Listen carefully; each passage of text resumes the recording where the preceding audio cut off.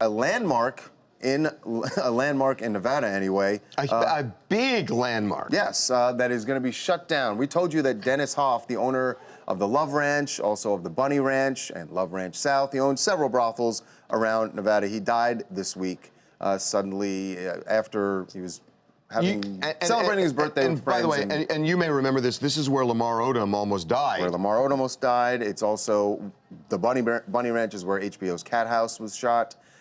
So very famous places in Nevada, but Dennis Hoff passed away, and when he died, apparently there is now an issue with at least one of his brothels. It's been shut down. Shut down. The Love Ranch. And it may never reopen.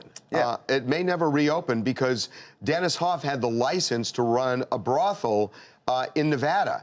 And the problem is when he dies, that license essentially is no good anymore because there's nobody who has the license to run it. The license was in his name. Right. Right. The license cannot be transferred also is another important thing to note here. So when he was the only person on that license, and as a result, because he is no longer alive, no one can run and operate the business. You can own the property, granted, but there's also a question about who currently owns the property, who will inherit it.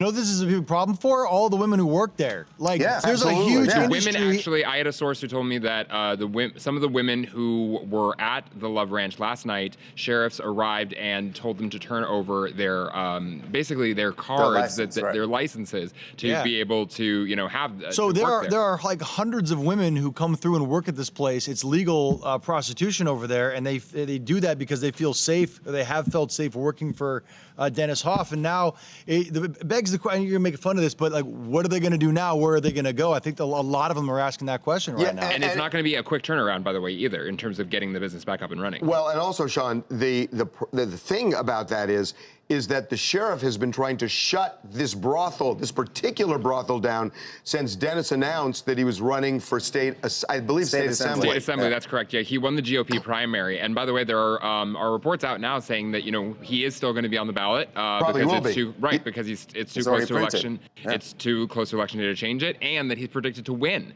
the election, which makes it even more complicated in terms of, you know, who will take that seat should he win. But as for the brothel, it sounds like they are going to give anybody a hard time reopening it because they wanted it closed down. Dennis had a right-hand woman who like ran the plays with him, and she was on the show. Yeah.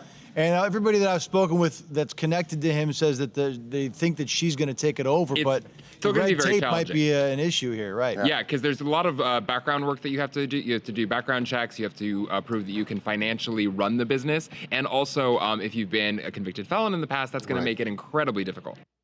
Hi, you're tuning to Brandon Lange, all the way from Johannesburg, South Africa. Firstly, RIP to Mr. Dennis.